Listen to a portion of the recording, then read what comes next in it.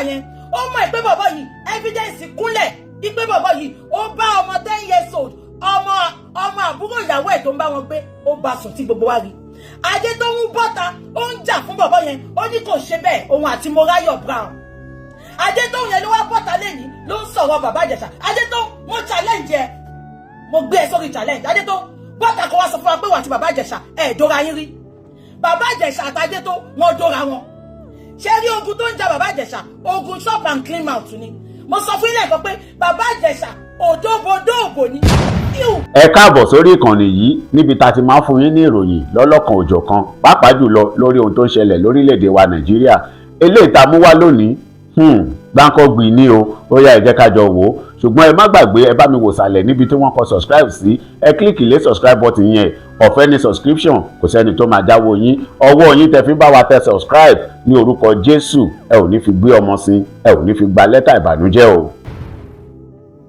Without seeing video, without seeing anything, immediately tí princess jáde tó ń sunkún the second day mo bọ́ síta mo ṣe fídíò yẹn gan ṣe rántí ẹ bá mi sọ pé háì tẹ bá rántí mo ṣe fídíò yẹn débi pé mo wá fún bàbá Ìjẹ̀ṣà gan the fact pé mo ò rí fídíò ṣe rántí ọ̀rọ̀ ẹnu princess ni mo gbọ́ tí mo dẹ̀ fi bọ́ta àti ọ̀rọ̀ Ìyábọ̀ Òjó. Am I communicating? Mo ṣe fídíò yẹn mo gbé bàbá Ìjẹ̀ṣà ṣépè gan. That is not where I'm going this evening. Mo ń sọ ilé ìfún àwọn tó máa sọ pé BJ ń support ìwà bàbá Ìjẹ̀ṣà. Ẹni tó bá mọ̀ mí dáadáa, I don't support nonsense. I only say it as it is. Now, kí ló wá mú mi tí mo tún wá ní second thoughts? Ṣàmì pé before ọkọ̀wọ̀ Mohbad tó ṣẹlẹ̀. Anything tó bá ti gbé wá sórí social media fún wa, I man believe in it ni. Wọ́n bá sọ pé bá rí black kọ́ pé ní blue fún wa. Ó mọ́ wa lára. Kì í yẹ̀wò, kì í béèrè questions. God bless VDM wherever he is. God bless the womb that bettered VDM. Until gbàtí VDM dé tó wá change orientation wa regarding social media. But whenever they come out to tell you anything, ask for evidence. Many people have been a victim of prison. They have been a victim of women and men just because people come out to lie on people. Are we on the same page? Now, gbogbo wa support àwọn Ìyábọ̀ Òjó náà. Mi rí nǹkan tí Ìyábọ̀ sọ tí ò dá because mo rí pé ìwà tán ní bàbá Ìjẹ̀ṣà wù the fact pé àti rí fídíò but lẹ́yìn tí princess bọ́ta tó sunkún Ìyábọ̀ náà bọ́ta tẹ̀lé ó ní ẹ ṣàwọn bó ṣe máa ń ṣe ọmọ tí ìyá ẹ̀ jẹ́ wèrè ó ti di dandan wèrè náà máa wà nínú wọn ṣé gbogbo yín wọn tí ó bọ́ta bàbá Ìjẹ̀ṣà wàá sún ẹ̀wọ̀n pẹ̀lú fídíò tí mo rí yẹn wàá sún ẹ̀wọ̀n ò ní mú jẹ́ wàá sún ẹ̀wọ̀n bí ṣe rí pé Ìyábọ̀ ṣe fídíò yẹn báyìí mo ní wọn lè pàgọ́ bàbá Ìjẹ̀ṣà kí ẹ̀jẹ̀ mọ́ bá ṣe máa ń ṣe. Ìyábọ̀ ti rán àwọn olórí burúkú followers ẹ̀ wọ́n ti send message sí Instablog ti sáré gbé bàbá Ìjẹ̀ṣà bọ́n ṣe sáré send message sí nígbà tí Mohbad kú tó ní Mohbad died of ear infection ọ̀ntìgbà tí VDM bọ́ta pé ear infection báwo olórí burúkú àṣàná fún wa lọ update mẹ́jọ níjọ́ tí Mohbad kú ẹ̀jẹ̀ wọ́n wá tún change ẹ̀ ṣé ẹ̀ ń gbádùn mi ṣá. We all believed Baba Ìjẹ̀ṣà. But many questions were unanswered why they came out to expose Baba Ìjẹ̀ṣà. Abeg me. Many questions was asked when we came out to expose Baba Ìjẹ̀ṣà. Agbàgbé láti béèrè. Ṣé mo pé princess sọ statement kan. Ó ní wọ́n fi kí mọ́tò wọ́n fi jábàálẹ̀ ọmọ yẹn. Now, I am not here to support Baba Ìjẹ̀ṣà. Ṣé ń gbọ́ mi? Ìgbà tó bọ́ta tó wá manipulate public gbogbo wa gọ̀. Ẹ lọ padà wo fídíò mi. Mo dẹ̀ tún máa analyze fídíò yẹn lọ́sàn-án ìfún yín kẹ́ gbọ́ fídíò yẹn. Mi ní play. Ìgbà tí mo jáde ní few years ago 2023 ìgbà tán ní wàhálà yẹn ṣẹlẹ̀. Nǹkan méjì ni mo sọ. Ṣàmọ́ pé princess sọ pé òun àti bàbá Ìjẹ̀ṣà àwọn ń jẹṣẹ́ ara wọn ṣe rántí ó láwọn ń dó ara wọn underground. mo ní nǹkan méjì lọ́rọ̀ yìí pín sí. mo ní ìsídà kó jẹ́ pé bàbá Ìjẹ̀ṣà ń jẹṣẹ́ ọmọ yẹn to start with ọmọ yẹn ò kì í ṣe minor nǹkan tó wá sọ fún wa lórí social media ni ọmọ yẹn ò kì í ṣe minor. I can tell you for free ọmọ yẹn ò kì í ṣe minor because ẹ bá gbọ́ àwọn tó lọ sí kóòtù sọ wọ́n ní up to today kóòtù tí Ìyábọ̀ sọ pé ó dájọ́ yẹn kóòtù ò béèrè birth certificate ọmọ yẹn. We all know how Nigeria judiciary works. Ọmọ yẹn ò kì í ṣe minor according to story tá gbọ́ ṣe ń gbọ́ mi wọ́n ní ọmọ yẹn àwọn méjì kan ti ń jẹṣẹ́ nínú ọgbà yẹn tẹ́lẹ̀ ṣe ń gbọ́ mi. Èmi ò wá support bàbá Ìjẹ̀ṣà lọ́sàn-án yìí mo kàn ń gbé yín lọ síbì kan ni.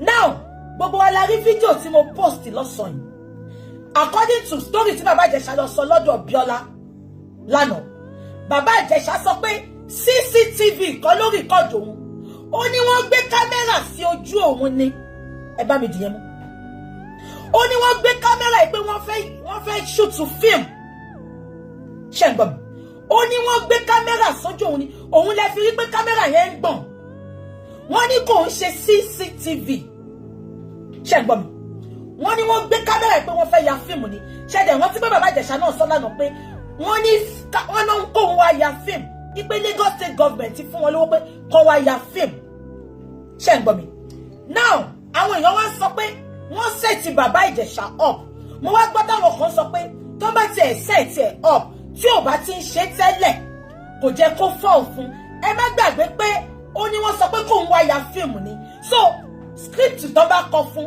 ló máa ṣe ẹ má gbàgbé now nínú fídíò tí mo post lọ́sàn-án ẹ lọ bá mi wò ó dáadáa gbọ́ voice èmi fẹ́ yẹ kí princess kó jẹ́ ká gbọ́ voice tó ń sọ yẹn kó jẹ́ ká gbọ́ nǹkan tó ń sọ ṣé wọ́n sọ fún bàbá Ìjẹ̀ṣà bó ṣe máa ṣe pẹ̀lú ọmọ yẹn ni tí gbogbo yín bá lọ wo fíìmù yẹn dáadáa tẹ́ bá lọ wo fídíò yẹn dáadáa ẹ rí pé at a time ìgbà tí bàbá Ìjẹ̀ṣà mú ọmọ yẹn dání ọmọ yẹn rẹ́rìn-ín princess yìí wà ń bẹ̀ ń gbà yẹn ó ń ṣàlàyé ọ̀rọ̀ fún bàbá Ìjẹ̀ṣà ẹ rí pé princess ń nawọ́ bàbá Ìjẹ̀ṣà náà ń nawọ́ ẹ gbọ́ mi ṣá ẹ má ṣì mí gbọ́ o bàbá Ìjẹ̀ṣà yìí máa gba nọ́mbà ẹ̀ níbi tí mo jókòó sí yìí o ṣé ń gbọ́ mi ṣá now bàbá Ìjẹ̀ṣà ń nawọ́ princess ń nawọ́ but unfortunately wọn ò jẹ́ ká gbọ́ voice yẹn mo béèrè lọ́wọ́ àwọn tó lọ sí court pẹ̀lú bàbá Ìjẹ̀ṣà wọ́n ní wọn ò lè play voice yẹn náà ní court wípé wọ́n sọ pé voice yẹn kò clear ṣé ń gbọ́ mi now bóyá ká ní a lè gbọ́ voice yẹn à mọ̀ nǹkan tó ń sọ nínú voice yẹn láti lè fi judge fully but that is not the bone of contention. mo wá gbọ́ táwọn èèyàn sọ pé okay tó bá tẹ̀ jẹ́ pé wọ́n lọ shoot fíìmù ni bàbá Ìjẹ̀ṣà ò ṣe béèrè wípé àwọn crew tó kù bẹ́ẹ̀ ń kọ́ ẹ má gbàgbé pé èèyàn kan gbé kámẹ́rà síwájú ẹ̀ àbí kò yẹ yín mi ìwádìí fẹ́ǹdì bàbá Ìjẹ̀ṣà o ṣé rí nǹkan tó ń jẹ́ kí n sọ gbogbo eléyìí ni pé àtìgbà tí Mohbad ti kú tí Ìyábọ̀ Òjó dá evil group WhatsApp group sílẹ̀ tí gbogbo wa ń sunkún tá à ń kẹ́dùn tá à ń gbọ́ gbogbo nǹkan tí Ìyábọ̀ Òjó ń sọ àṣé Ìyábọ̀ ní WhatsApp group tó máa ti kúkú story tó fẹ́ wá gbé fún wa lórí social media àtijọ́ yẹn ni mo ti believe èèyàn mọ́ lórí social media ẹ̀ tó bá sọ pé òun dóbò gan bá ní ẹ jẹ́ kí n wò ó láìfi pé wọ́n ń dó ẹni yẹn ẹ gbọ́ mi ṣá mo ò doubt story yẹn ìgbà tó ṣẹlẹ̀ but àtìgbà tọ́rọ̀ Mohbad ti ṣẹlẹ̀ tí Mohbad kú tí Ìyábọ̀ dẹ̀ lọ form WhatsApp group tó dẹ̀ wá ń gbérọ́ fún wa tó dẹ̀ ń pọ́ta tó ń jà bíi pé òun ń gbèjà Mohbad òun fẹ́ rí ẹ tó pa Mohbad àṣejà ara ẹ̀ ló ń gbé àṣejà pé Naira Marley ó ṣe forceful entry fọ́mọ ẹ̀ ó fún ọmọkùnrin ẹ̀ ní gbóhùn àṣejà yẹn ló ń jà gbogbo wa believe in her we supported her we support to fight with her but unfortunately God bless VDM tí ò bá ṣe VDM tó gbé WhatsApp group síta àdìmọ̀ ìpè Ìyábọ̀ manipulate gbogbo social media ni. ẹ gbọ́ mi ṣá ẹ bá mi tún dìyẹn mú nǹkan tó mú mi tí mo fi padà wá sọ pé ẹ jẹ́ ká fojú ṣùnùkù ká fi wo ọ̀rọ̀ yìí now ìyẹn kọ́ ni mo wá fẹ́ sọ lọ́sàn-án yìí ṣé ń gbọ́ mi mo kàn gbé yín lọ síbẹ̀ yẹn ni Talk to be wá ṣe show. Ṣé ń gbọ́ mi? Talk to be wá ṣe show. Ó gbé Bàbá Ìjẹ̀ṣà wá. Bàbá Ìjẹ̀ṣà, mo gbé pé sọ pé show yín yẹn ẹ fẹ́ lọ fi ṣe fíìmù ni. Bàbá Ìjẹ̀ṣà, ṣé rí fíìmù yẹn? Èmi ò ń tọ̀yàn. Your film is going to be dead on arrival. Mi ní parọ́ fún yín Bàbá Ìjẹ̀ṣà. Bàbá Ìjẹ̀ṣà, tí fíìmù yẹn bá tà kẹ́ pa mí. Wọ́n ń pè yín lólè ẹ̀ ń gbé ọmọ ẹran jó Bàbá Ìjẹ̀ṣà. O ò tí clear ara ẹ̀ Bàbá Ìjẹ̀ṣà. Why are you going to people's platform? Why can't you go on your platform and tell the world what happened on that day? Bíọ́lá gbé yín wá sórí social media kẹ́ wá sọ tẹnu yín. Instead of you to give us analysis of what happened, you are talking about olórí burúkú tó pa Timothy. Kí ló kàn wá pẹ̀lú nǹkan tó ṣẹlẹ̀ ní prison? You had a 10 minutes, 15 minutes opportunity to tell the world what happened on that beautiful day. Bàbá Ìjẹ̀ṣà, ẹ lọ gbàgbé fíìmù tẹ́ fẹ́ ṣe yẹn. Go on your platform, use your platform to tell the world what happened on that day. Bàbá Ìjẹ̀ṣà, you are not smart. Kẹ́kọ̀ọ́ dóbò ni torí mo mọ̀ ọ sọ fún mi pé òdòbòdòbò ni. Mi mọ̀ ń pa tọmọdé o, mi mọ̀ ń pa kẹ́dọ̀ ọmọdé o, but ọ sọ pé ẹ̀yin gan like obìnrin. Bàbá Ìjẹ̀ṣà, tẹ́ bá rí ẹ tó advice yín, ṣé rí gbogbo fíìmù olórí burúkú tẹ́ sọ pé ẹ fẹ́ ṣe yẹn, ẹ lè rẹ́ ní ọ̀wọ́ mo ní tàn yín, ẹ bẹ pé mi ò ń tọ̀yàn, mi then can fight. Ibi tó tọ́ bá wà máa sọ fún yín. Bàbá Ìjẹ̀ṣà, this is not the time to write a film. Come out and tell the world. Use your platform. Don't go to any blogger. Use your platform to tell the world what happened, Bàbá Ìjẹ̀ṣà. I knew something happened. Bàbá Ìjẹ̀ṣà, ọ̀rọ̀ yín dàbí ẹni tí wọ́n fẹ́ nílùú tó ń dárin. Ìtorí àwa kan, ta kàn máa ń think outside the box ní Bàbá Ìjẹ̀ṣà. Ìyábọ̀ Òjó bó ṣe fi sínú àwọn Nigerians kọ́ kórìíra Naira Marley, ó ti ṣe fún yín, òun àti Princess wọ́n dẹ̀ ti achieve ẹ̀. Bàbá Ìjẹ̀ṣà, it is now left for you to come on your platform to tell the world what happened. Either òótọ́ ni o, either irọ́ ni o. Àwọn tó ìbá nífẹ̀ẹ́ yín máa nífẹ̀ẹ́ yín Bàbá Ìjẹ̀ṣà. But when you are coming out to tell us ẹ fẹ́ lọ ṣe fíìmù, èmi gan máa flag fíìmù yẹn lórí YouTube ni. I swear with my living God. Èmi gan máa flag fíìmù yẹn lórí YouTube Bàbá Ìjẹ̀ṣà. Because mo rí tẹ lọ sọ́dọ̀ Ayéfẹ́lẹ́ lọ ládùn tẹ̀ sọ pé ẹ máa rí gbogbo ẹnu fíìmù mi ṣe ya wèrè ní Bàbá Ìjẹ̀ṣà. Wọ́n lọ́rọ̀ ṣẹlẹ̀ fẹ́ máa fi wá kówó jẹ ṣe ṣí èrè ni. Àwọn tó ṣe fíìmù gidi gan àti ìwò wọn.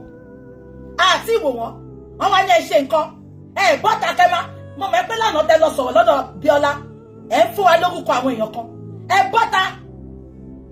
Wọn ò ní kẹ́ condemn judiciary Nigeria. Bọ́ ẹ wá sọ fún wa nǹkan tó ṣẹlẹ̀ nínú court. Ẹ wá sọ fún wa. Now let me burst your bubble. Sherry, I will continue to tell you people. Shengbome. Iyabo Ojo is evil. Either you take it or not, Iyabo Ojo is evil. Ẹ dẹ̀ bá mi bet láyé yìí. Ẹ bá mi bet. Ọlọ́run máa ń fún aṣebi ní ìkà kó tẹ́ra ẹ̀ lọ́rùn. Ṣùgbọ́n tí ọjọ́ ìdájọ́ Ọlọ́run bá máa dé, ẹ̀yin gan abake. I swear with my living God. Ẹ wo game tó gbá fún Bàbá Ìjẹ̀ṣà. Ṣé ẹ pé game tó gbá fún Naira Marley náà nìyẹn? Wọ́n bẹ̀rẹ̀ sí ní ju fídíò kékèké síta. Kò ní yẹ ẹ ní kúre block mo ti block ẹ nìyẹn. Ṣé ń gbọ́ mi ṣá? Ẹ rí pé game tó gbá fún Bàbá Ìjẹ̀ṣà ló gbá fún Naira Marley. Ẹ rí pé gba Naira Marley. Ìyábọ̀ fẹ́ gbé ikú Mohbad kúrò lórí ìyàwó Mohbad. Ó bẹ̀rẹ̀ sí ní sọ fún wa pé Naira Marley ló pa Mohbad. Ṣé rántí? Ọmọ ẹ̀ wá lọ mú cut and join video. Ó wá ń jù síta. Ó wá ń yin jẹ. Wọ́n ń yin jẹ. Ṣé lọ pé nǹkan tó ṣe fún Bàbá Ìjẹ̀ṣà náà nìyẹn? Ó lọ cut fídíò. Ṣé rántí? Ìgbà tó bá wọ́n sọ pé Mohbad kú. Ó wá lọ gbé ọwọ́ egbò kékeré. Wọ́n bẹ̀rẹ̀ sí ní ṣọ́ wa. Wọ́n ní nǹkan tó pa Mohbad nìyẹn. Tí ò bá ń ṣe àwa ta nílà káyè báyìí, Ìyábọ̀ ti ba ayé jẹ́. Fúlàní X-Men ni Ìyábọ̀. Ẹ gbọ́ mi ṣá. Ṣé rí pé géèmù tó ń gbá lọ́wọ́ yìí, géèmù tó ń gbá fún Naira Marley àti Mohbad ni. Ṣé rántí pé màtọ́ sọ fún wa pé Mohbad kú? Ṣé rántí? Ó wá lọ ṣú ọwọ́ kékeré. Ṣé rántí pé irú àwa yìí la emphasize pé ẹni Mohbad kú, ó ń bleed profusely. Ẹ kọjá Ìkòròdú General Hospital, Onípànù General Hospital, Pangu General Hospital, Ọjọ́ta General Hospital, ẹ wá gbèdé Lẹ́kì, make it make sense. Ìyábọ̀ Òjó yìí náà ló padà ló bọ́ta tó sọ pé inú ilé ni Mohbad kú sí. Ṣé ń follow mi ṣá? Okay, ẹni bàbá Ìjẹ̀ṣà ṣẹ̀. Kí ló dé tẹ̀ ń kọ́ ti fídíò fún wa kéékèèké?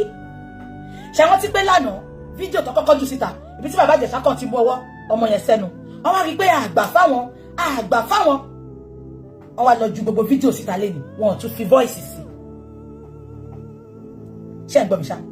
Now, nǹkan tí mo wá fẹ́ sọ gangan ni. Ṣé rí géèmù Mohbad àti Naira Marley òun ló tún fẹ́ gbá fún wa. Ibẹ̀ ni ìtorí ẹ̀ ni mo ṣe wá tún sọ fún yín pé sẹ́ bàbá Ìjẹ̀ṣà sórí partly ó fún wa lọ́wọ́ sọ bàbá Ìjẹ̀ṣà. Ó fún wa lọ́wọ́ sọ bàbá Ìjẹ̀ṣà. Mo sọ kíní kan lánàá bàbá Ìjẹ̀ṣà. Mo ní tó bá jẹ́ pé lóòótọ́ ló ṣe nǹkan tán ló ṣe yẹn. Bọ́tà kó wá fún wa ní story ẹ̀. Mo tiẹ̀ kọ́kọ́ sọ pé jẹ́ kí n fún ẹ ní live video. You don't have to put your face on my platform, but jẹ́ ká máa béèrè question káwọn èèyàn pè wọlé kán béèrè question. Ṣàbẹ̀ pé yẹn it is going to be an unfiltered video. Kò sí pé mo record wípé máa yọ kúrò bàbá Ìjẹ̀ṣà. And you don't have to come to my platform. You can go to any platform you trust. Tó mọ̀ pé wọn ò ní gúlì pé kó mú fídíò yẹn wálẹ̀. Bàbá Ìjẹ̀ṣà, I challenged you yesterday. Sorry, sábà fún ẹ ní live video, you don't need to put your face. Àwọn psychologists tó wà láàrin wa, wọ́n sọ fún wa bí o ṣe àbí o ṣe. Bàbá Ìjẹ̀ṣà, ó wá ló fẹ́ lọ ṣe fídíò. Ṣé kí n ṣọ́ọ̀kì yín? Ṣé ẹ pé 10 minutes video yẹn nìkan ni mo wò lánàá? Ìròjú ṣe mí láti lọ wo gbogbo ìtókù lórí YouTube mi ní time. Bàbá Ìjẹ̀ṣà, ẹ̀yin tẹ́ yìí ṣe comedy tí ó dùn. Ẹ wá ní ká lọ wo fíìmù, ìpè gbogbo ẹ̀ lẹ́ máa ṣe sínú fíìmù. Ṣé ìyá wèrè bàbá Ìjẹ̀ṣà? Ṣé wọn ti ṣe abẹ́rẹ́ gun yín ṣá? Ẹni tó ń fẹ́ lù mà níyìn, tẹ́ fẹ́ máa dárin. Wọ́n ti pò kọ ọ̀bànújẹ́ fún gbogbo ọmọ Nàìjíríà nípa yín. Kàkà kẹ́ bọ́ta tẹ́ fún ara. Bàbá Ìjẹ̀ṣà, ṣé ẹ wẹ́ pé ọ̀ǹtì ìgbà tí Naira Marley bọ́ta sọ̀rọ̀ làwọn kan náà tó wò pé Ìyábọ̀ ò ní ṣoríire, Ìyábọ̀ tí ẹ máa ta yín. Mi ìfẹ́ advert. I don't want to have anything to do with anybody on social media. I just want to come and be free mind. Ṣé mo wá ìtí mo ṣe máa ń sọ bẹ́ẹ̀? Ìtorí nǹkan tó ṣẹlẹ̀ sí Bíọ́lá Adébáyọ̀ ni. 2 things ló ṣẹlẹ̀. Mo gbọ́ pọ́n ní Bíọ́lá ti mú fídíò yẹn wálẹ̀. Á mú wálẹ̀. Màá sọ nǹkan méjì tó ṣẹlẹ̀ fún yín. Ṣé gbogbo yín rántí pé bàbá Ìjẹ̀ṣà sọ statement kan? Òun kọ́ ló lọ bá Bíọ́lá. Bíọ́lá ló ní kó wá ṣe interview lọ́dọ̀ òun. Ṣé ń gbọ́ mi ṣá? Bíọ́lá dẹ̀ ṣe interview yẹn. Ẹ̀yin olórí burúkú táyé yín máa bàjẹ́ tẹ́ ẹ̀ ní rájẹ́ jẹun láyé yín. Ẹ wá ń blame Bíọ́lá pé ó ṣe máa ṣe interview fún ẹni tó ti bàbá Ìjẹ̀ṣà tó jẹ́ pé rapist ni, ipe pedophile ni. Àbí? Gbogbo yín ti gbàgbé pé ṣé wọ́n ẹ̀gbẹ̀gbẹ́ ẹ̀sì ọkọ tó yá ìmàkù ìgbà tó lọ sẹ́wọ̀n tó dé ó wá ṣe podcast àwọn èèyàn gbọ́ tiẹ̀. Ṣínà Rambo ògbójú ọdẹ nínú igbó orúmọlẹ̀ tó jalè tó mi gbogbo Nàìjíríà tó dà wọ́n láàmú kìtìkìtì ìgbà tó lọ sí prison tó dé. Mohabudu ó fún ní audience. Mohabudu gangan ló ṣe interview fún the great Mohabudu, one of the most intelligent journalists in Nigeria. Mohabudu ló ṣe interview fún wọn right here off. Anini, ṣé gbogbo yín rántí pé ẹnìkan lọ ṣe interview lọ́dọ̀ Yínká Ayéfẹ́lẹ́ ṣé rántí tó sọ pé òun ti pa èèyàn, òun máa ń jẹ èèyàn. Yínká Ayéfẹ́lẹ́ sọ́njọ́ yẹn pé bàbá ṣe mọ̀ túmọ̀ nǹkan tẹ̀ ń sọ ìṣá. Ṣé lóòótọ́ lẹ̀ ń sọ? Ó ní ọlọ́pàá má lè mú yín. Bàbá yẹn sọ pé ọlọ́pàá ò lè mú mi because mo ti serve prison sentence mi. Mo kàn fẹ́ yẹ kí ọ̀rọ̀ mi kí gbogbo ayé gbọ́ ni. Are we on the same page? Now mo wá ń bi yín ẹ̀yin olórí burúkú tẹ́ ń bọ́ta tẹ́ ń sunkún tẹ́ ń datọ́ sí wa lára. Kí wá ló ṣẹlẹ̀ tẹ́ sọ pé Bíọ́lá ò lẹ́tọ̀ọ́ láti interview bàbá Ìjẹ̀ṣà? Bàbá Ìjẹ̀ṣà ti serve prison sentence. Mú bàbá Ìjẹ̀ṣà báyìí kó ṣe nǹkan tó ṣe. Yẹ́sẹ̀ la gbọ́ nǹkan tí Ìyábọ̀ àti princess àti olórí burúkú dé tó wá bókun sọ̀rọ̀ olóṣì lòun ò kí ń parọ́ ó ní wòlíì lòun Adétóun ìwọ tó sọ fún wa pé Mohbad abẹ́tí gbàgbé Adétóun ni Mohbad mo ń dáná lọ́wọ́ Mohbad ń jó kí lẹ́rọ bí mo ṣe ń pè lágbókù sọ̀rọ̀ ṣé irú dé tóun yẹn ló fẹ́ máa sọ̀rọ̀ tá fẹ́ máa gbọ́gbọ́ ẹ̀ á ṣe èrè tó yẹ pé Mr. Ben ní London ń bí gbogbo wa la rí pé Mr. Ben ò fọwọ́ kàn ó pe ọlọ́pàá báyìí ó ń sọ fọlọ́pàá pé Mr. Ben ó ń tọ́jú òun ó hàrá sí òun ṣé àwọn yẹn ló fẹ́ jẹ́ àríkọ́ṣe fún yín ṣé àwọn yẹn ló fẹ́ wá máa sọ̀rọ̀ tẹ́ fẹ́ máa believe wọn àwọn tó yẹ pé wọ́n ti parọ́ oríṣiríṣi abẹ́gbàgbé ni tó ní Mohbad sọ pé Mohbad gbé báàgì mi dání Mohbad mò ń gbọ́ ó yá máa sọ̀rọ̀ kò ní yẹ gbogbo yín kò ní yẹ ẹ̀yin manipulator mọ irọ́ oríṣiríṣi tí Adétòun ti pa lórí social media Adétòun kò ní yẹ ọkọ ẹ̀ kò ní yẹ alátìlẹyìn Adétòun ò ní jèrè láyé ò ní jèrè lọ́run olórí burúkú ṣé gbogbo yín mọ Dr. Fẹ́mi kan báyìí tó wà ní Nàìjíríà tó jẹ́ pé ìyá ìyàwó ẹ̀ ló bọ́ta ló tún àṣírí ẹ̀ ìgbé ó ń bá ọmọ ẹ̀gbọ́n ẹ̀ tó ń gbélé wọn sùn ọmọ 10 years old ni Dr. Fẹ́mi ń bá sùn Dr. Fẹ́mi ẹ wá jẹ́ èèyàn Adétòun àti èèyàn Mọ́ráyọ̀ tó wà ní TVC Fẹ́mi Ọlálẹ́yẹ God bless you Adétòun bọ́ta ń gbà yẹn ó mọ̀ ìpé bọ̀bọ̀ yìí evidence kúnlẹ̀ ìpé bọ̀bọ̀ yìí ó bá ọmọ 10 years old ọmọ àbúrò ìyàwó ẹ̀ tó ń bá wọn gbé ó bá sùn tí gbogbo wa rí Adétòun bọ́ta ó ń jà fún bọ̀bọ̀ yẹn ó ní kò ṣe bẹ́ẹ̀ òun àti Mọ́ráyọ̀ Brown Adétòun yẹn ló wá bọ́ta lẹ́yìn ló ń sọ̀rọ̀ bàbá Ìjẹ̀ṣà Adétòun mo challenge ẹ mo gbé ẹ sórí challenge Adétòun bọ́ta kó wá sọ fún wa pé wà tí bàbá Ìjẹ̀ṣà dóra yín rí bàbá Ìjẹ̀ṣà àti Adétòun wọ́n dóra wọn ṣé rí ogun tó ń jà bàbá Ìjẹ̀ṣà ogun shop and clean out ni mo sọ fún ilé ẹ̀kọ́ pé bàbá Ìjẹ̀ṣà òdòbòdòbò ni bàbá Ìjẹ̀ṣà láìkò obìnrin bọ̀ kò ń ṣe bíi pé kó máa dó ọmọdé bàbá Adétòun èmi ń challenge ẹ ó lè mú court letter ẹ wá máa defend in court o kò ní yẹ èmi tí mò ń bọ́ta sọ̀rọ̀ ẹ rò bí mo mọ̀ nǹkan tí mò ń sọ ni Adétòun mo challenge ẹ bàbá Ìjẹ̀ṣà jẹṣẹ́ ilé ẹ̀kan ó dẹ̀ fẹ́ kó máa jẹṣẹ́ yẹn lọ ó dẹ̀ tibẹ̀ fún ẹ tẹ bá lọ wo fídíò Adétòun tó ṣe lánàá ṣe ń gbọ́ ó sọ statement kan ó ní mo ríran sí bàbá Ìjẹ̀ṣà ó ń avoid mi mo wá pàdé ẹ lọ́jọ́ ta lọ́rọ̀ ìgúnjọ́ yẹn mo wá ń pè é iṣẹ́ lójú wá sí mi tó sọ pé ìyá ẹ̀mí màá máa rí yín ó ló sá fóun. Many of you listen, you watch videos to attack. You don't watch to think deep. You don't watch to think outside the box. Ṣé fẹ́ gbọ́? Ṣé rántí pé Adétòun sọ lánàá pé ìgbà táwọn wà ń court tó sẹ́ńtẹ̀sì bàbá Ìjẹ̀ṣà ṣé rántí? Adétòun sọ pé bàbá Ìjẹ̀ṣà sọ pé ìwọ obìnrin ó sọ pé ó máa rán mi lẹ́wọ̀n ó jẹ̀ rán mi lẹ́wọ̀n. Bàbá ńlá irọ́ ni èmi mú ẹni tó wà ń court live and direct. Wọ́n ní Adétòun gangan ló sọ fún bàbá Ìjẹ̀ṣà kan Adétòun kò ní yẹ olórí burúkú onírọ́ olòṣì onírọ́ ó parọ́ kú. Àwọn tó wà ní kóòtù sọ pé Adétòun gangan ló lọ bá bàbá Ìjẹ̀ṣà pé mo sọ fún ẹ pé mo máa ń rán ẹ lẹ́wọ̀n bọ̀tí bàtí Adétòun fẹ́ sọ̀rọ̀ lánàá ó ní bàbá Ìjẹ̀ṣà wọ̀ yìí báyìí ó sọ pé ìwọ obìnrin yóò sọ pé ó máa ń rán mi lẹ́wọ̀n kò ní yẹ gbogbo yín ẹ má ṣì mí gbọ́ mo ní bàbá Ìjẹ̀ṣà ṣe àbí kò ṣe bọ̀tí pé ẹ wá fẹ́ papọ̀ ìtorí ó jẹ́ṣẹ́ yín ṣéyàn ló sọ pé kẹfọ́ bò ṣòwò fò ní ṣéyàn ló sọ pé kẹfọ́ bò ṣe souvenir ní Adétòun ṣéyàn ló sọ pé kẹfọ́ bò ṣe give away ní.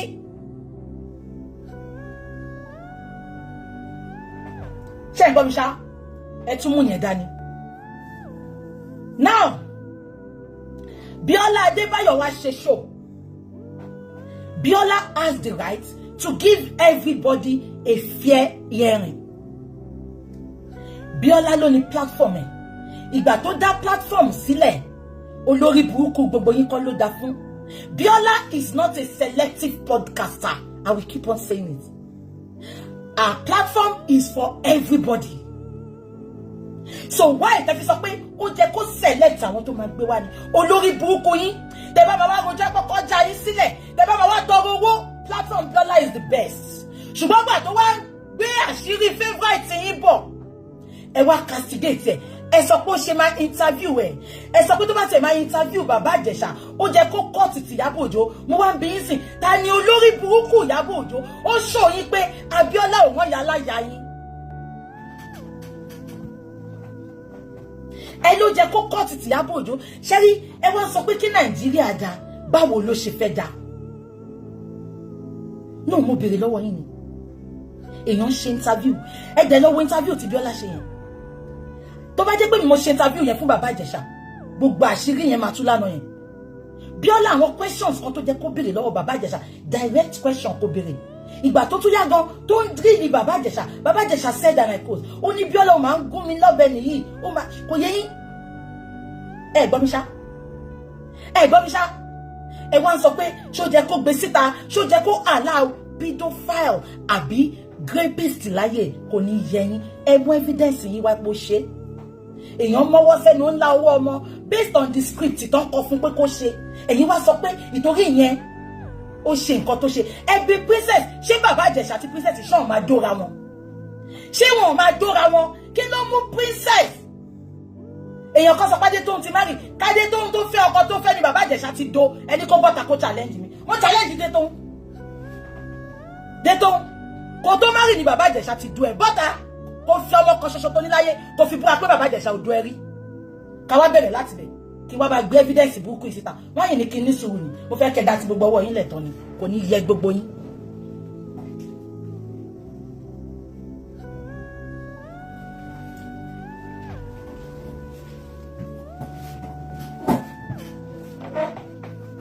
People know I don't lie.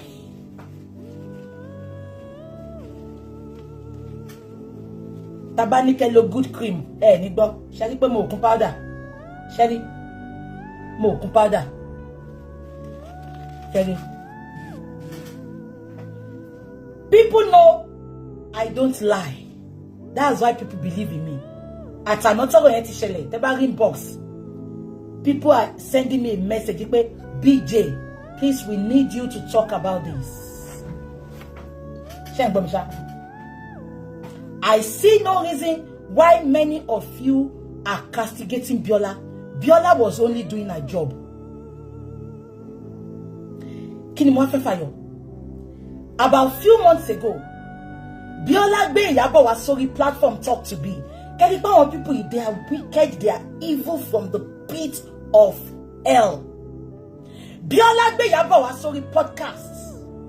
Wọ́n wá sọ̀rọ̀ débi ọ̀rọ̀ Lizzy Anjorin. Ṣé ń gbọ́ mi ṣá?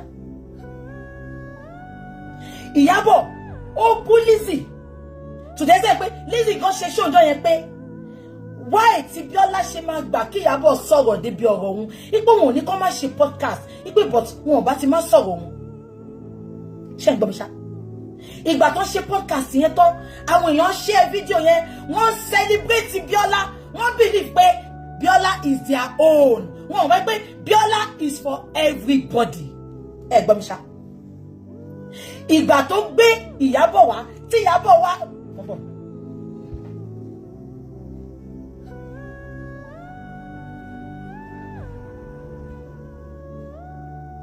Oh, sorry. Ẹ ní sùúrù.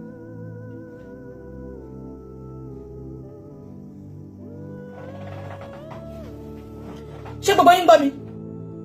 About a few months ago, Bíọ́lá gbé Ìyábọ̀ wá. Ìyábọ̀ sọ̀rọ̀ débi ọ̀rọ̀ wọn àti Lizzy. Ẹ ṣe sọ fún Bíọ́lá ń gbà yẹn pé kò bá ti má béèrè nípa ọ̀rọ̀ Lizzy kó má tún fàjà. Ẹ má sọ fún. Wọ́n sọ̀rọ̀ Lizzy ìjọ yẹn, wọ́n rubbish Lizzy lórí podcast yẹn. Ìgbà tó ṣe podcast yẹn tán, gbogbo wọn gbé wọ́n lẹ́yìn àwọn ni Bíọ́lá èèyàn gidi ni. When it is for their own, the person is doing a good job. But tí o bá ti ṣe nǹkan tó favor wọn, wọ́n á sọ yín lórúkọ táyé ò sọ yín. Bíọ́lá is only doing her job. Ẹ bá mi dìyẹn mú. Bíọ́lá move nearer. Bíọ́lá wá gbé fídíò yẹn sí lánàá. Gbogbo yín sọ pé Bíọ́lá ti lọ yọ. Bíọ́lá máa yọ. Láàárín èmi àti yín, tẹ́ bá mọ gbogbo threat tán fún Bíọ́lá. Ìyábọ̀ ní kó lọ sọ fún Bíọ́lá pé tí ò bá yọ fídíò yẹn, wọ́n máa cancel ẹ̀ bó ṣe cancel Naira Marley tí ò sẹ́ni tó gbọ́ Naira Marley mọ́. Ìyábọ̀ sọ pé mo parọ́.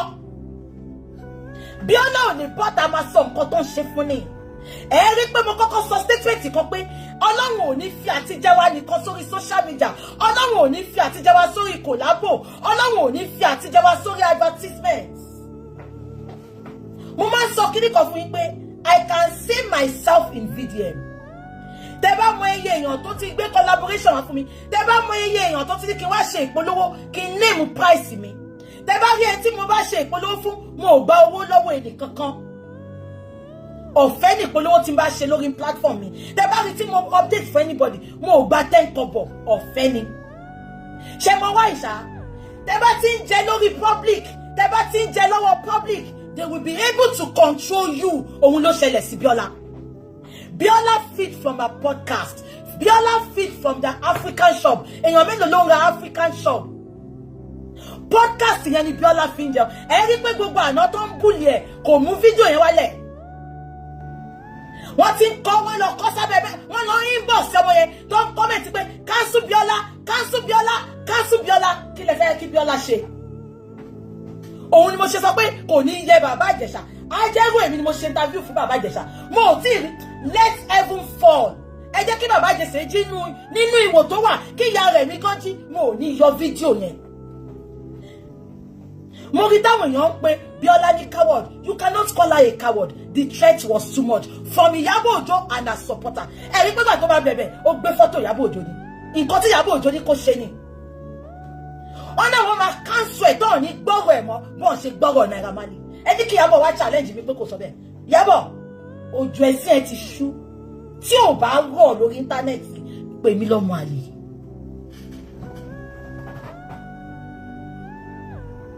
Ẹ gbọ́ mi ṣá. Ẹ rí pé mo kọ́kọ́ sọ statement kan lẹ́ẹ̀kan. Mo ní gbogbo wọn ti di cultists.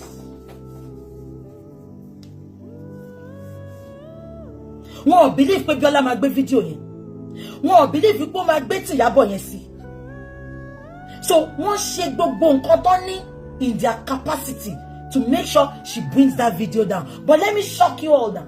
Unfortunately, Biola, I dove my heart for you and I give you my utmost respect. Ẹ gbọ́ mi ṣá. Ẹ gbọ́ mi. Iyabo, move closer. Wọ́n lẹ́lẹ́fọ́ ó ní ó lẹ́fọ́ òun ò kì í ṣe torí àkìtàn. Ẹ gbọ́ mi ṣá. Biola wá gbé kinní yẹn sí. Iyabo, kí ló ń bá ìwọ àti princess lẹ́rù? Tẹ́ fi àtàkì Biola ipò ṣe interview. Biola ti ṣe interview tiẹ̀. Èmi expect kẹ́yìn náà lọ ṣe interview yín náà. Èmi expect kẹ́ bọ́ sórí platform yín kẹ́ ṣe interview yín. Ẹ gbọ́ ni. Why tẹ́ ṣe attack ẹ̀ tó ń ṣe interview? Tẹ́ bá mọ̀ pé ẹ gbé òótọ́ dání. Ẹ dẹ̀ ní evidence. Ẹ má jù sórí social media. Ẹ wá ṣe interview. Ẹ sọ bó ṣe ṣẹlẹ̀ fún wa.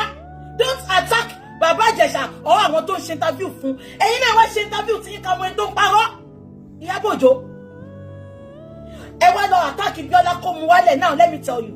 Ẹ ti gbàgbé pé gbogbo kinní yẹn wà lórí social media. Wọn ò tí ì bí ya. Ọlọ́run kúkú ṣe any video tẹ́ bá rí tí mo bá gbé. Èmi máa ń download ni. Mo kì í share. Bí akálẹ̀ mi gan share wọ́n ti bá mi wálẹ̀. Èmi máa ń download ni. Iyabo, Bàbá Ìjẹ̀ṣà wá sọ̀rọ̀ débi àwọn ọmọ ẹ̀. Ó lọ fún Bàbá Ìjẹ̀ṣà, ó ní ó máa pe lọ́ọ̀yà ẹ̀. Olórí burúkú ṣàkí ṣe bí ọ̀rà. Ṣé wọ́n tó òróró ṣayé tó òróró jẹun? Pẹ̀lú gbogbo aṣọ ṣíà tó ń wọ̀. Aláyé bàjẹ́ tí ò bá ṣe social media. Ó ló máa fún Bàbá Ìjẹ̀ṣà lẹ́tà. Ó ṣe fún Lizzy lẹ́tà. Ṣèbí Lizzy Anjorin bó ṣe ń ṣèkà lábẹ́ ni Lizzy ń gbá àwọn ọmọ ìṣépè ló ń gbé ìṣépè tiwọn. Ó ṣe fún Lizzy lẹ́tà. Ẹni tá lè rí mú là ń lẹ̀ dì mọ́. Iyabo, small yansh dey shake you. Ẹjọ́ ṣé Bàbá Ìjẹ̀ṣà bú ẹni? Ó lóò ti fi àwọn ọmọ ẹ sílẹ̀ fóun ní kékeré rí tó lọ dóko fún 2 hours. Súyà kọ́ ló lọ jẹ́. Bàbá Ìjẹ̀ṣà bú ẹni. Ó ti yé àwa táwa street ó ti yé wa. Ó ní ó fi àwọn ọmọ yẹn lẹ̀. Ó ní tóun bá jẹ́ pídó bó ṣe pé òun á ti kọ́wọ́ bọ̀ àwọn ọmọ yẹn dì. Àbọ̀ wọn ti ní. Ó lóò lọ ra súyà for 2 hours. Ṣùgbọ́n yé àwa ó lọ dóko ni ó sáré lọ ṣe quickie ládùúgbò Bàbá Ìjẹ̀ṣà. Iyabo, now Bàbá Ìjẹ̀ṣà wá sọ̀rọ̀. Ó sáré update fún Iyabo. Ó wá sọ statement kan. Sórí yẹn ló bí mi nínú jù láyé yìí. Ó sọ statement kan. Ó ní kí ló tí Bàbá Ìjẹ̀ṣà ń dárúkọ ẹ̀. Ó ní ṣebí kóòtù ló dájọ́. Iyabo, kò ní yẹ kóòtù. Kò ní yẹ gbogbo judiciary system in Nigeria. Kóòtù. Àbí kò ṣe kóòtù yìí. Gbogbo yín. Ẹ̀mẹ̀ pàṣànà bọ́ta. Ó ń pariwo pé bàbá Mohbad ni ò jẹ́ kó ṣe DNA o. Bàbá Mohbad ni ò jẹ́ kó ṣe DNA o. Ṣé gbogbo yín ti gbọ́ ṣá? Kóòtù, àwọn kóòtù mú bí tó ti máa ṣe DNA. Wùmí náà mú tiẹ̀. Bàbá Mohbad náà mú tiẹ̀. Ṣé fẹ́ gbọ́? Àṣẹ bí tí kóòtù àti àṣànà mú ibi tó ti lè ṣe tissue based DNA ni. Ibi tó ti lè ṣerú DNA yẹn. Wọ́n dẹ̀ ti mú sílẹ̀ ní kóòtù pé wọ́n máa lọ ṣe DNA mẹ́. Ibi tí bàbá Mohbad nìkan mú náà ti lè ṣe DNA. Kóòtù tó jáwọ́ ẹjọ́ yẹn àbí kóòtù tó jẹ́ pé wọ́n ṣe autopsy. Kóòtù bọ́ta fún wa. Ọ̀tọ̀ ni nǹkan tó sọ ní autopsy. Ọ̀tọ̀ ni nǹkan tí kóòtù wá sọ fún wa. ṣé kóòtù yẹn la fẹ́ máa dá lóhùn? Kóòtù tó jẹ́ pé all handwriting ó ṣó pé Àṣànà ló pa Mohbad, ó ṣó pé ìyá Mohbad accomplice ni. Ìgbà tó lórí burúkú kóòtù máa sọ̀rọ̀, bàbá Mohbad ló ń blame jọ́nà. Ẹ̀gẹ́ ìtẹ̀ṣá Ìyábọ̀ Òjó ó wá sáré sọ pé ṣebí kóòtù ló dájọ́, kóòtù Nàìjíríà, judicial system Nàìjíríà kò ní yẹ judicial system Nàìjíríà. Àbí ẹ̀gẹ́ ìtẹ̀ṣá kóòtù Nàìjíríà. Ìyábọ̀, o daft, you are senseless, olórí burúkú. Ìwọ wá ń sọ pé mo kì í fi àwọn ọmọ mi tẹ̀lé kankan. Àbólóṣì ni ẹ́, àbólórí burúkú ni ẹ́. Ibi báyìí la jókòó sí tó sọ fún wa pé ọmọ ẹ̀ dá lọ sọ́dọ̀ ọ̀dọ̀ Naira Marley ipò ṣe forceful entries fún. Mo dẹ̀ béèrè lọ́wọ́ ẹ̀, mo ní ṣé ọ̀dọ̀ Naira Marley ṣó jẹ́ Shoprite, ṣé ọ̀dọ̀ Naira Marley jẹ́ Tesco, torí o sọ pé o kì í dá fún àwọn ọmọ ẹ̀ lẹ̀. Ṣé bó sọ fún wa pé àwọn ọmọ ẹ̀ máa ń lọ sọ́dọ̀ Naira Marley? Èyí ọkùnrin náà ṣe bó wọ́n tí kò sọ pé wọ́n kì í gbogbo ọlọ́fun. Ṣé o dá fi wọ́n sílẹ̀? Àná ló ṣì ní ẹsẹ̀, o máa ń sọ̀rọ̀, o máa ń kó jẹ. Mo tún wá gbọ́ tó lórí burúkú gbogbo yìí tẹ́ ẹ̀ sọ pé it's our girl child, nígbà it's our girl child, olórí burúkú yìí. Púpọ̀ nu yín lọ́kọ yín ń dún ọmọ yín o, tẹ́lẹ̀ mọ̀ tẹ́ ẹ̀ ṣe nǹkan kan sí o. Ìtọ́ ẹ̀ máa wò pé ibo ni mo ti fẹ́ bẹ̀rẹ̀, kọ́lọ́pàá máa mọ̀ ọkọ mi fẹ́ kọ́ ti ọkọ mi mọ́lé, olórí burúkú yín náà wá bọ́ta. It's a girl child, it's a girl. Ìyábọ̀, ìwọ náà sọ girl child. Ìyábọ̀, ìwọ náà sọ girl child. Àná olórí burúkú ni ó ti gbàgbé ní Ìyábọ̀. Ọmọ Canada yẹn tó wá tó sọ pé inú ilé tí ìyá ẹ̀ ń gbé, tí àwọn ọmọ ẹ̀ ń gbé, ibẹ̀ ní Sùlẹ́lẹ́, ibẹ̀ ló wá ń dún ẹ mọ́tẹ́jọ́ ń ṣe tírísọ̀m. Ó mọ̀ pé girl child lọ́mọ ẹ̀ ń gbà yẹn, ó mọ̀ pé girl child wà nínú ilé ẹ̀, àbí ìyá ẹ̀ tó ya wèrè tó kú kò mọ̀ pé girl child ni ẹ́. Alúlórí burúkú ni gbogbo yín. Àbẹ́ ẹ̀gbọ́n mi ṣá, ẹ ti gbàgbọ́ ọmọ Canada tó wá tó àṣírí Sùlẹ́lẹ́ tó nínú ilé Ìyábọ̀ Òjó, ìyá ẹ̀ máa jókòó sí pálọ̀ báyìí, ó máa mú Ìyábọ̀, ó máa mú ọmọ ẹ̀, ó máa mú ọmọ Canada yẹn, ó máa mú wọn lọ sókè lọ ṣe tírísọ̀mù fún wọn. Ìyábọ̀, ó mọ̀ pé girl child lọ́mọ ẹ̀ ń gbà yẹn. Àní kò ní yẹ gbogbo yín. Tí ò bá ti pé yín lẹ máa ń ṣe it's a girl child, it's a girl child. Kò ní yẹ yín. Ẹ gbọ́ mi ṣá. Ó wá bully, kill your child, what is happening? Àṣemọ ẹ má bínú, kò wọnú dáadáa. Ẹ gbọ́ mi ṣá. Now, ó wá bully Bíọ́lá. Ẹ má bú Bíọ́lá o, ẹ jọ̀ọ́ ẹ má bú. She's not a coward. Èpè yẹn pọ̀, bully yẹn pọ̀. Kò sí nǹkan tó ń fi threaten ẹ̀. Wọ́n lọ máa lọ gbé ọkọ ẹ̀ wá. Tẹ́lẹ̀ mẹ́pọ̀ wọn àtọkọ ẹ̀ ti dà. Wọ́n lọ máa lọ gbé ọkọ ẹ̀ wá àtàwọn fámìlì ọkọ ẹ̀. Wọ́n máa ṣe show fún wọn kán wá sọ nǹkan tó ṣẹlẹ̀. Nǹkan tó ṣe fọ́mọ yẹn. Wọ́n bẹ̀ mí pé kí n má gbé jáde ni. Nǹkan tó ṣe fọ́mọ yẹn. Ẹ̀yin ò wò pé kí lóye tó gbé fọ́tò Ìyábọ̀. Now, Bíọ́lá ṣiṣẹ́ tiẹ̀ ni. Wọ́n ní ẹni tó bá jẹ̀bi lára ń fu, àwa ò jẹ̀bi ara ò fu wá. Ìyábọ̀ Òjó, Bíọ́lá ṣiṣẹ́ tiẹ̀ ni. Kí ló dé tí Ìyábọ̀ Òjó sáré lọ unfollow Bíọ́lá? Ọ̀rẹ́ ẹ̀ mà ní Bíọ́lá. Ó ti gbé wá sí podcast ẹ̀. Bíọ́lá tó yẹ kó manage ni. Ó bẹ̀rẹ̀ aṣọ ìyàwó ọmọ ẹ̀dẹ́ta ní 300. Òré pé a ṣe èrè gbàgbé. Ó ti ẹ̀ rántí pé Bíọ́lá yìí ti support ẹ rí. Bíọ́lá yìí ti wá sí party ọmọ ẹ rí. But ó sáré lọ unfollow ẹ̀. Ìyábọ̀, sórí unfollow tó lọ ṣe yẹn. Ṣáà tí ìṣí nọ́mbà mi pè ní. Hello sis, mo wà lórí live o. Ẹ̀ka lẹ́sìn mo wà lórí live. Màá pè wọ́n padà. Ẹ gbọ́ mi ṣá. Kí ló mú Ìyábọ̀ tó sáré lọ unfollow? Ọlọ́run, ẹ̀yin tẹ̀ ń tẹ̀lé mi, ó jẹ́ kẹ́ máa respect mi gan, mo ò bójú yín jẹ́ rárá. Èmi gan ló yẹ kẹ́ máa kọ́, ó ṣé Ọlọ́run, ó bójú mi block èèyàn. Mo wọ́n unfollow yàn. Gbogbo àwọn tí mo ń bá jáde ní, tẹ́ bá lọ wo fọ́tò wọn, ẹ̀yin rí lórí page mi, ẹ̀yin lẹ máa block ara yín. Mi ní time, mi ìbá ti yàn jẹ́ wọn lè bá tèmi jẹ́. Ìyábọ̀, kí ni Bíọ́lá yìí ṣe tó lọ unfollow? Ṣé ara ń ta ẹ pé bàbá Ìjẹ̀ṣà wá tú àṣírí ẹ̀ síta ni? Because Bíọ́lá ò bú ẹ. Ó sáré lọ unfollow. Why did you go and unfollow Bíọ́lá? Why? Ẹ fẹ́ yẹ kí bàbá Ìjẹ̀ṣà sọ tiẹ̀. ọmọ máa kó ọmọ máa yè bàbá Ìjẹ̀ṣà ti ẹ̀ jẹ̀bi kò jẹ̀bi ẹ jẹ́ kó sọ tiẹ̀ náà let the world hear him. Ìyábọ̀ sáré lọ unfollow very very childish behaviour ó tún wá unfollow ẹ̀ tí gbọ́ ni ẹ̀ tí gbọ́ ó wá unfollow ṣé níbi tí Ìyábọ̀ ti gọ̀ nìyẹn ṣé ní kálẹ̀ mi ni a ní làákàyè ju àwa lọ ṣé ní gbogbo ọpọlọ Ìyábọ̀ bó ṣe máa dún ọkọ ọlọ́kọ bó ṣe máa cross fork bó ṣe máa lọ gba owó tó máa rán àwọn ọmọ olórí burúkú àwọn ọmọ 2k ọjẹ́ 2k tó máa rán wọn sórí íńtánẹ́ẹ̀tì kan fọpọ́ lọ máa gbàjọ tó máa sọ wọ́n dá lájọ Ṣómólú gbogbo nǹkan tó wà lọ́pọlọ ẹ̀ ní I swear with my living God. Ìyábọ̀ sorry you don't have to force your love on the throats of people sorry nǹkan tó bá ṣe lánàá yẹn bí gbogbo wọn ṣe ń attack Bíọ́lá yẹn kálẹ̀ mi ni ẹ ó jẹ́ kó update ni pé please can you all cease fire on Bíọ́lá. Bíọ́lá is only doing her job. She remains my friend. I swear to God, Bíọ́lá, Ìyábọ̀, ó máa win a lot of people's hearts lánàá ni. Gbọ́ mi ṣá. Ibi tẹ́ tó ní ọpọlọ, tó ní làákàyè, tó jẹ́ àwòkọ́ṣe láwùjọ, ìwà tó jẹ́ kó wù nìyẹn. Gbọ́ ṣá. Bí gbogbo ẹ ṣe ń gbọ́nà yẹn, ẹ rí pé gbà tá à ń ṣe justice for Mohbad. Ṣóyè yín, tí mò ń bá bàbá Mohbad jà, tí mo bú bàbá ń gbà yẹn. Gbà tí mo rí pé gbogbo kíní yẹn ti ń gbóná ju kíní mo ṣe the next day. Mo sáré update and the update was not fake. Mo kọ́kọ́ bẹ̀ bàbá ṣé nǹkan tí bàbá Mohbad ṣe kò dùn mí ni ó dùn mí bó mo pé no oko òun ó rúru ká wá rúru.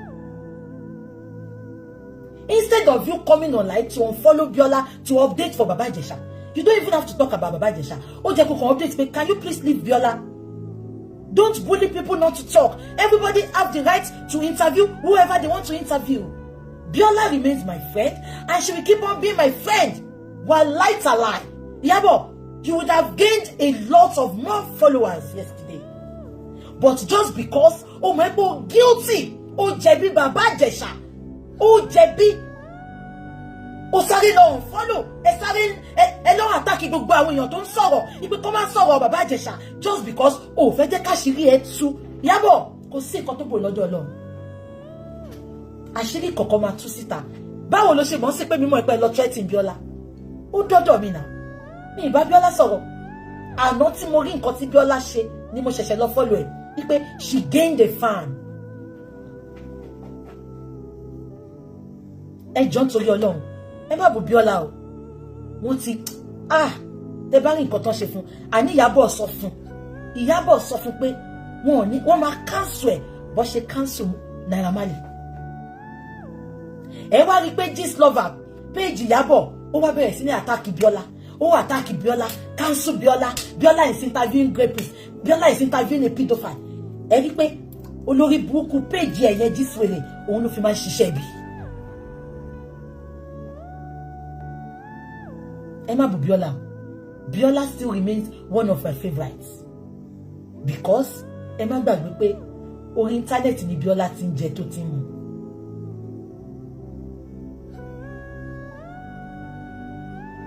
Now ẹ wá bá mi dìé mú. Ṣé rántí pé olórí burúkú dé tó ń lo kọ́kọ́ bọ́ta lánàá tó ní kó mú péjì yẹn wálẹ̀. Wọ́n ti ṣe meeting. Wọ́n ti jọ sọ Ìyábọ̀ àti dé tó wò kì í sọ̀rọ̀ o. Ọ̀rọ̀ Baba Ìjẹ̀ṣà ló fàjà wọn o. Ẹni kọ́ bọ́ta kan wá sọ nǹkan tó fàjà wọn. Bọ̀dé tó ń ẹ̀rí pé ó ṣe interview kan gbà kan tó lóun miss Ìyábọ̀ bíi tí òun ẹni kọ́ bọ́ta kan wá sọ nǹkan tó fàjà.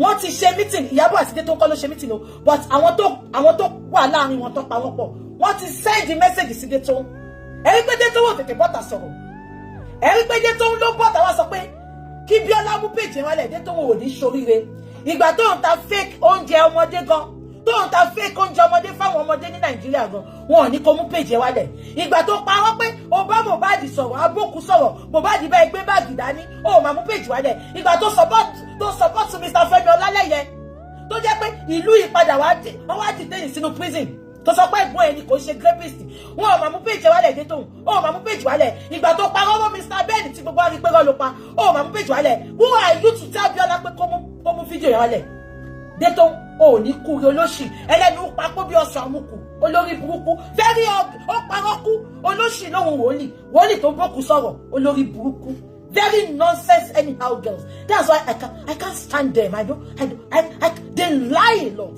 They lie with their confidence.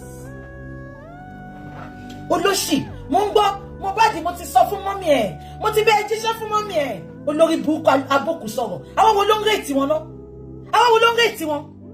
They lie with passion. They lie with effrontery. They lie with their full blood and chest. Wọ́n ti sọ̀rọ̀ yẹn láàrin wọn.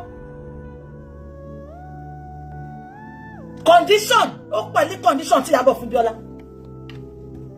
Ẹ rí pé Bíọ́lá ò tètè gbé fídíò yẹn wálẹ̀. Ọ̀ǹtì ìgbà tí dé tó ń bọ̀ tá wá sọ̀rọ̀, kò ní yẹ gbogbo yín. Bíọ́lá, Ọlọ́run ò ní fà àtijọ́ àti kíní ẹ̀sìn tó le. Gbogbo yẹn kí wọ́n dà ní pé BJ, she's a fearless woman. I say it as it is. Mo ò ní ìdánwò social media. Tí ilé oge tó ge jẹ, I am contented. Mi ò yóò ṣùgbọ́n bí o pa mi. Mo níṣẹ́ mi lọ́wọ́. I don't have to lick ass. Mi ní láti ṣe fake love. Mi ní láti máa lick ass gbogbo yín kẹ́ tó nífẹ̀ẹ́ mi. Natural love ni kẹ́ ní fún mi. Mo ò fẹ́ fowó rà fẹ́. Mo ò fẹ́ fi manipulative tactics bí Ìyábọ̀. Mi ò fẹ́ fi rà fẹ́. Ẹ rí pé kò sẹ́ tí mo lè gbé náà wojú ẹ̀ ni. Kò sẹ́ tí mo lè sọ̀rọ̀ sí. Because àgùntàn mi ò jẹ́ lábẹ́ ẹ̀gẹ́ sí. Mo ò dúró de advert kí n tó jẹun. Mi ì dúró de social media pé kán bá mi share kí n tó jẹun. But Bíọ́lá ibi tó ti jẹ nìyẹn. Bíọ́lá ti lọ dágbà ilé àṣà àsanwọlé. Ìyábọ̀ ní kẹgbẹ́ ṣépè. Wọ́n threaten ọmọ yẹn. Wọ́n fi kú le gan. Ṣé kí wá ṣọ́ọ̀kì ń ṣá? Wọ́n wá gbẹ̀bẹ̀ o. Ṣé mọ nǹkan tó ń dùn wọ́n báyìí sìn? Wọ́n nítorí pé Bíọ́lá ò bá àti ẹ̀ mú wálẹ̀. Gbogbo ayé ti ní lọ́wọ́. Àwa ò dẹ̀ lè mú wálẹ̀.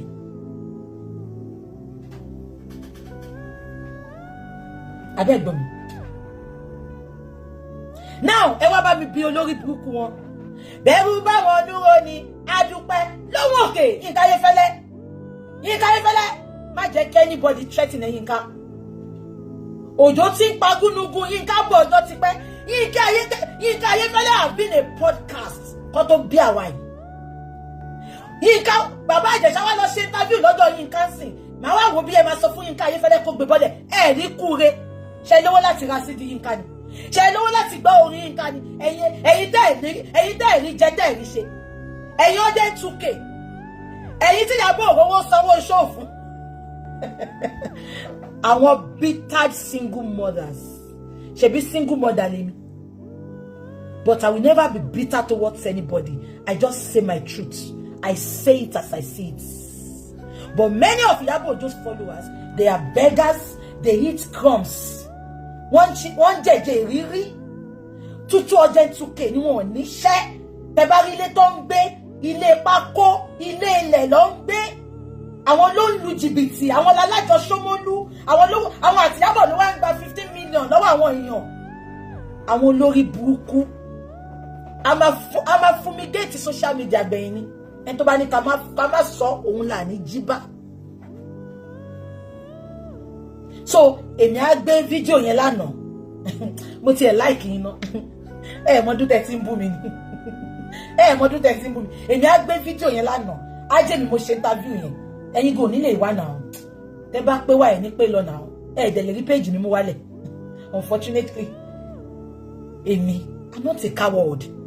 Ọmọ Ìlàjẹ ni mí, Ondo State, Ìlàjẹ Ẹsẹ̀ Odò to be precise. Ẹ lọ Google wa, alágídí bí olórí burúkú. Kọ́ máa pa mí lọ báyìí, mi ní kọ́rọ̀ mi jẹ, mi ní lick ass, ẹ lọ bí àwọn tó mọ̀ mí. No, mo ń bí yín níṣẹ́. Ṣé Ayéfẹ́lẹ́ máa gbé fídíò yẹn jáde, ẹ lọ àtàkì ẹ̀. Ẹ jọba mi bí Ayéfẹ́lẹ́ o. Bàbá, ẹ bá wa ju fídíò yẹn síta. Ẹ jẹ́ kó wọ gbogbo ọjà, ẹ bo kó lọ fà, kò ní yẹ gbogbo yín. So, ọkùnrin ò lẹ́tọ̀ọ́ láti ṣàlàyé ọ̀rọ̀. Obìnrin nìkan ló máa ń ṣe justice yín fún. Ẹ̀yin feminists olórí burúkú, ẹ̀yin women supporting nonsense, women supporting evil. So, VJM nígbà tó ń lọ gba àwọn èèyàn sílẹ̀ nínú prison, tí Burna Boy boyfriend mi tó fún lówó kó lọ gba èèyàn sílẹ̀, abẹ́ ẹ̀gbọ́n mi. VJM ní àìmọye ọkùnrin tó wà nú ẹ̀wọ̀n fún ẹ̀ṣẹ̀ àìmọ̀dí. So, ẹ̀yin obìnrin nìkan lẹ deserve justice. Ọkùnrin ò deserve justice. Kò ní yẹ yín. Kò ní yẹ gbogbo yín. Yínká Ayéfẹ́lẹ́ sẹ́, mo ti share little interview wọn lánàá. Ṣé ń gbọ́ mi? àní tí Yínká bá gbé interview yẹn síta mo fẹ́ wo nǹkan tẹ́ máa ṣe ẹ lè rí Yínká cancel Ọlọ́run ló pe Yínká ò bá yín jókòó ń bí ọ̀tẹ̀ Yínká Ayéfẹ́lẹ́ ò bá yín jókòó ń bí ọ̀tẹ̀ kò bá yín lọ pátí olórí burúkú kò bá yín ra aṣọ ọ̀fọ̀ so báwo lè ṣe fẹ́ lọ cancel Yínká òjò tí ń pa gúnugún Yínká bọ̀ Yínká ti ní brand name ẹ̀kọ́ tó ń bí Ìyábọ̀ gan so báwo lè ṣe fẹ́ lọ cancel Yínká dáàdì mi Yínká Ayéfẹ́lẹ́ ẹ dá sí gbogbo ayé ẹ ṣí ẹ̀ kówó ọjà a fẹ́ gbọ́ nǹkan tí bàbá Ìjẹ̀ṣà sọ. So please, I will appeal to you all. Ẹ bá mi lọ show Biola ní love. Ẹ lọ support her. Go and follow her. She's a beautiful, lovely girl. Mo rí táwọn olórí burúkú kan sọ pé, oh, wọ́n ní Yínká ti jù síta. Full video wọ́n ti jù síta. Á dá fún wọn. Mo rí táwọn kan sọ pé, BJ support Biola ìtorí pé ó jẹ́ Ìyábọ̀ Òjó kò ní yẹ yín.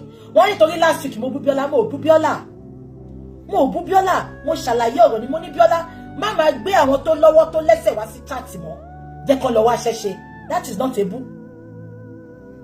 Mo ní Biola, ẹ lọ wo phone video yẹn. Mo ní Biola, mo like ẹ because bora beautiful girl. Ẹ wo skin ẹ, caramel skin. Ìyẹn lásán gan, ó tó fọ́rífọ́rí fún Ìyábọ̀ olórí burúkú. Old mama Yangi, olórí burúkú ó ti bóra tán, ó ti bó gbogbo ọjọ́ alẹ́ ẹ̀ mọ́ra, ó ti bọ́jọ́ ọjọ́ iwájú ẹ̀ mọ́ra, ó dàbí ṣáwà àgbòdò. Beautiful girl, ẹ wo adúmáadán kò bóra. Ó máa jealous ọmọ yẹn. Àtijọ́ tọ́mọ yẹn ti bọ́ta pé òun ò lè máa ṣe fake life pé òun ò lè máa ra ṣọpatí up and down. Àtijọ́ yẹn Ìyábọ̀ ti ètì ọmọ yẹn. Ẹjọ́ gbogbo ẹ̀yin tẹ́ ń wò mí lọ́sàn-án yìí. I have 2,000 on Facebook. I have 1,006 on TikTok. I have 87 on Instagram. And I have 300 on YouTube. Mo bẹ̀ yín ni. If you love me, go and follow Biola and show her love, please. I gave her flowers. Tí ó wojú ṣe tó ju fídíò yẹn síta. Ẹ mọ̀ nǹkan tó ní ìṣà confidence. Kò jẹ́ gbì kò ṣe nǹkan kan sí wọn lọ kò dẹ̀ lè kú gbì. Ẹ jẹ́ ká kọ́kọ́ yìn ná. Wípé kò wo ẹni tó máa wà offended ó kọ́kọ́ ju fídíò yẹn síta. Ó ti tẹ̀fẹ́nu ẹ̀ náà. Tí o gbogbo ìhalẹ̀ tí Ìyábọ̀ ń halẹ̀ yẹn down the drain kò work. Ẹ mọ̀ pé it takes a woman with confidence. I'm not talking about Funke Akindele and Mercy Aigbe o. Ṣé pa àwọn yẹn ti láṣìṣe wọ́n ti ṣe secret things sọ́wọ́ Ìyábọ̀ kan tó ṣe ń leak yas kiri nìyẹn. I'm not talking about those news and so. Irú àwọn yẹn wọ́n máa edit video yẹn ni. Ẹ rí pé àwọn ló tún fẹ́ máa control kan tí Biola máa gbé sí orí platform ẹ̀.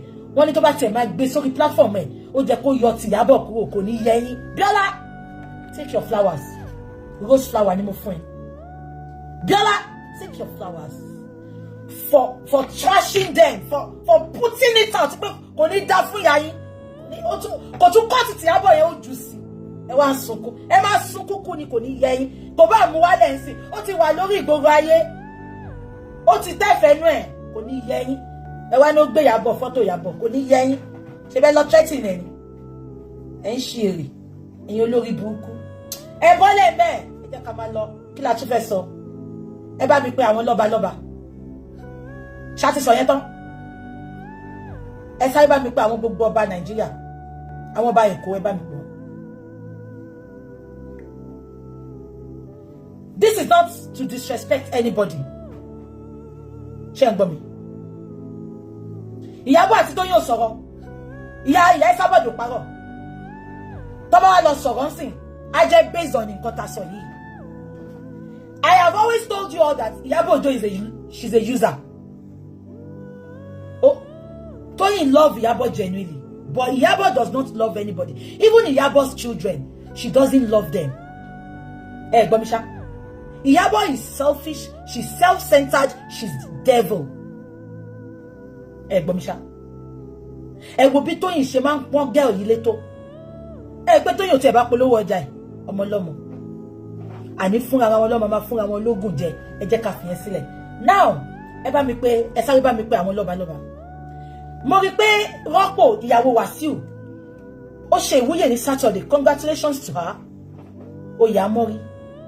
But mo fẹ́ sọ̀rọ̀ nípa àwọn oyè tí àwọn lọ́balọ́ba yìí tó kàn ń rọ́bìṣì ní ilẹ̀ Yorùbá. Ẹ kọ́ọ̀tù fídíò mi o, èmi ò rán ìyá yín. You go explain tire. I no send you now. òótọ́ ò ní ká má sòun. mo rí pé ìgbà táwa ń dàgbà táwa ní Nàìjíríà ṣe ń gbọ́ mi tó bá sọ pé wọ́n fẹ́ fún èèyàn lóyè àwọn tó deserve oyè yẹn ló máa ń fún bí àwọn tó ṣe nǹkan sílùú yẹn wọ́n ti kó nǹkan sílùú yẹn wọ́n ti ṣe nǹkan sílùú yẹn gbọ́ mi ṣá ìgbà táwa mọ àwọn tó ń fún lóyè láyé àtijọ́ àwọn tó ti ṣe nǹkan sílùú àwọn tó ti ní ipa rere